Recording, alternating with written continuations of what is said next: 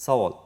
Hozirgi ijtimoiy hayotimizda urf bo'lib qolgan bir qancha bayramlarni nishonlash harom ekani haqida xabarlar tarqalmoqda. Shular qatorida onalarimiz, opa-singillarimiz xursand bo'ladigan kunni ham nishonlash mumkin emas deya bong urilmoqda. Musulmon kishi shu kabi holatlarga qanday e'tibor qaratishi to'g'ri bo'ladi?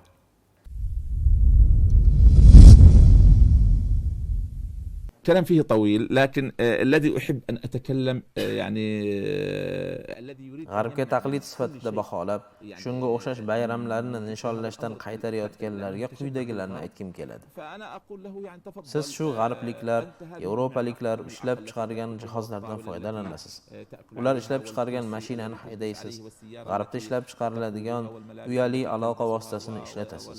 Ulardan nufuzli bo'lgan o'qishda tahsil olasiz va hokazo. Ko'rib turganingizdek, bularning barchasi yevropaliklar ishlab chiqargan narsalardir. Nega shuncha narsalardan foydalanishni o'zingizga ruxsat deb bilib, ijtimoiy bayramlardan hisoblanmish onalar bayramini nishonlash mumkin emas deysiz?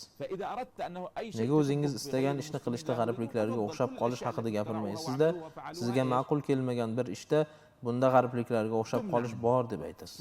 Agar siz rost mana g'arbdagi g'ayridinlar ixtiro qilib ishlab chiqarayotgan narsani bekor qilmoqchi bo'lsangiz, ijtimoiy hayotdagi barcha narsalarni tark qilib, faqat musulmonlar tomonidan ishlab chiqarilgan narsalarni ishlating.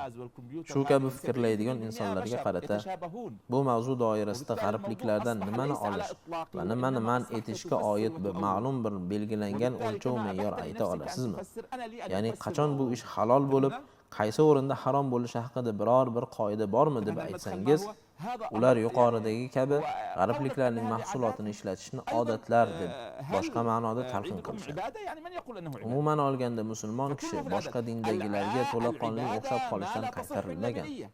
Chunki ular ham biz kabi inson bo'lib, musulmon ham, boshqa din vakili ham inson qilgan ishni amalga oshiradi. Shu sababli ijtimoiy bayramlar mavzusida doim ochiqroq bayon qilib, uni boshqa ma'noda talqin qilishga ehtiyoj seziladi.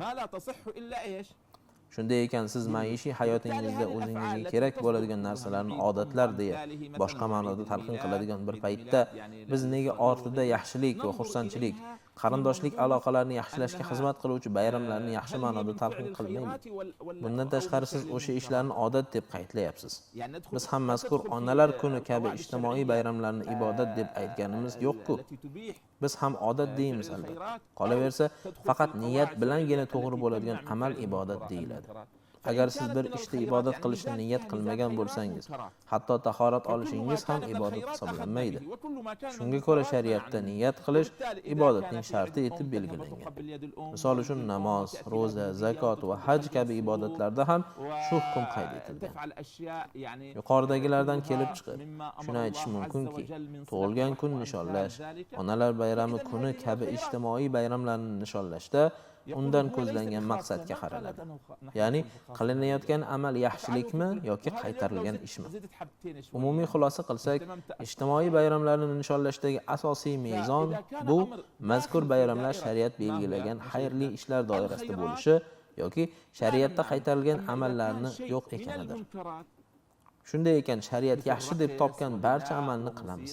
Shariat qaytargan barcha ishlardan uzoqlashamiz.